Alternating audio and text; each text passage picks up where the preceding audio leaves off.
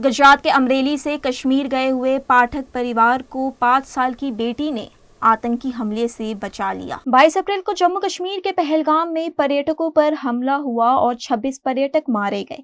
इसी दौरान पहलगाम में गुजरात के अमरेली का पाठक परिवार भी घूमने के लिए गया हुआ था, जिसमें सावरकुंडला के उप मामलतदार किरीट पाठक, उनकी पत्नी कृष्णा और 5 साल की बेटी शामिल थे।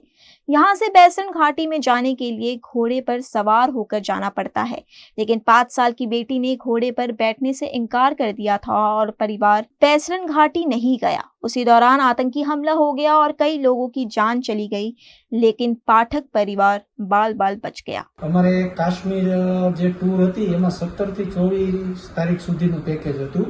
એમાં જ્યારે આ બનાવ બન્યો, જ્યારે પહેલગામ જે હુમલો થયો મંગળવાર 22 તારીખે, ત્યારે અમે પહેલગામ જ હતા અને 12:30 પોણા એકે અમારે ત્યાં ઉપર બાઈસરન જે વેલીમાં જ્યાં બનાવ બન્યો ત્યાં જવાની અમારી ઈચ્છા અને અમારી યોજના હતી, પરંતુ અગાઉ અમે કાશ્મીરમાં 4 દિવસથી ફરતા હતા।